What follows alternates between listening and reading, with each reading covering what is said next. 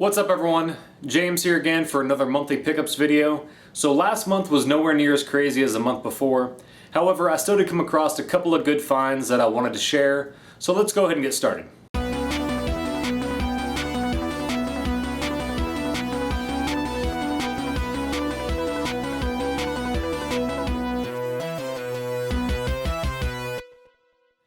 So first up we have a couple of Goodwill finds. First we have Dark Summit for the Xbox. I haven't played too much of this game yet, but from what little I did play, it seems pretty interesting. It mixes snowboarding with action adventure, which is definitely a unique concept. I did have some trouble getting used to the controls, but I'm sure the more I play it, the more I'll get the hang of it. Next up we have Red Faction for the PS2. I haven't had the chance to play this game yet. Matter of fact, I completely forgot I picked it up until I was preparing for this video. From what I've read, it got some pretty good reviews when it first came out. Plus, it's a first-person shooter, which I typically enjoy, so I definitely look forward to checking this one out. Next up we have Psy Ops, also for the PS2. I was actually excited when I found this one, not necessarily because I love the game, but because one of my favorite bands, Cold, has a song featured in the game along with the music video.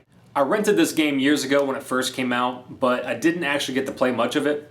And I do plan on eventually giving it a second chance now that I actually own a copy. Next up we have a game that I don't honestly remember when I picked this up, but I know I haven't talked about it in my previous videos, and that game is Singularity. I haven't really heard many people talk about this game, which is sad because it's actually a pretty cool first-person shooter that also features elements of survival horror at times. The story does involve time travel, which can seem a bit convoluted at times, but that's to be expected with any story involving time travel in my opinion. But it kept me interested throughout the game and I wanted to keep playing just to watch the story unfold.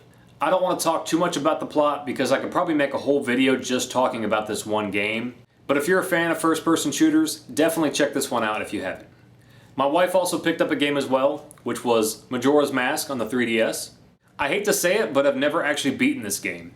I've played through Ocarina of Time on multiple occasions, but this is the first time I've actually owned Majora's Mask. So I do look forward to finally playing through to the end. Last month I mentioned I was on the lookout for an Xbox 360. Now I've come across several, but I've been overly picky about purchasing the right one. I had a really bad experience with the 360 when it first came out. I owned the original model as well as the Elite model, and both of them died on me after a short period of time. Thankfully I was able to get the Elite fixed under warranty, but to be honest at that point I pretty much had lost faith in the 360's reliability.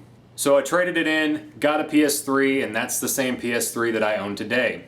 However, I've read the Slim model fixed all the problems that plagued the original versions of the console, so that's what I've been on the lookout for. So with that being said, a pawn shop here in town actually had an overstock of PS3s and 360s, and we're selling them at a discounted price.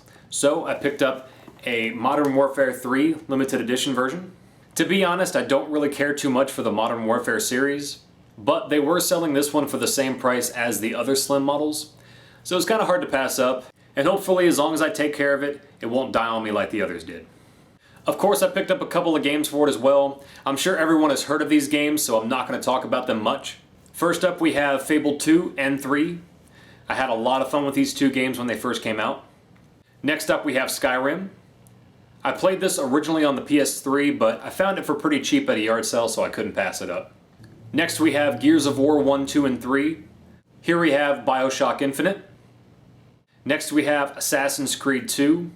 Honestly, I couldn't really get into this series, but with the games being so cheap, I thought I'd give it a second chance considering so many people love these games. And last up we have Batman Arkham Origins. Surprisingly, I came across a couple of Master System games at a yard sale. First up we have Black Belt. I actually had a lot of fun with this game, even though there's not a whole lot to it. You pretty much defeat enemy after enemy, and eventually get to the end of the stage and fight a boss.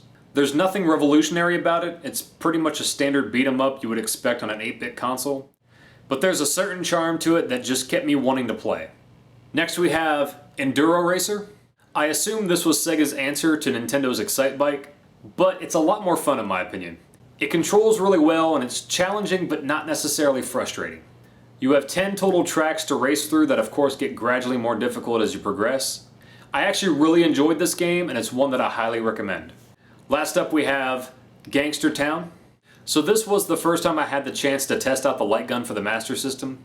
I've always enjoyed light gun games, and this one is no exception. It's a lot of fun, and if you enjoy these types of games, it's another one I highly recommend. So the last couple of finds I came across at a flea market while the wife and I were on vacation. First up we have the Model 1 Super Nintendo. Now I have the Model 2, but I've been on the lookout for this model for a while. I've come across a few, but unfortunately they were all yellowed really bad, which just looks terrible to me. This one doesn't have any yellowing whatsoever, so that was a big plus for me, and I'm glad I came across it.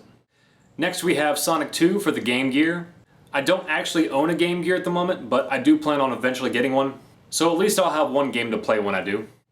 Next we have Primal Rage for the Sega Genesis. Now this may not be the best fighting game of its generation, but there was something special about it.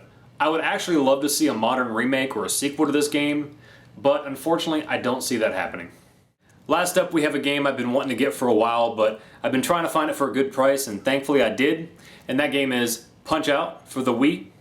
I love all the Punch-Out games. I still play the original all the time, and even though I still remember all the patterns, it's still so much fun to play, and this one is no exception. I love how they brought back some old characters and added some new ones. I also find it funny how the original Punch-Out was considered by some to be a little bit racially insensitive with its use of stereotypes. However, I think this one's actually worse. So I'm not sure how well this game would do if it were released today, considering people can't seem to take a joke anymore. But if you're not one of those people, this game is a must-have. So that was it for this month, guys. Thank you so much for watching. If you like what you saw, go ahead and like, comment below. And if you want to keep up with future videos, go ahead and subscribe to my channel. And hopefully I'll see you guys again next month.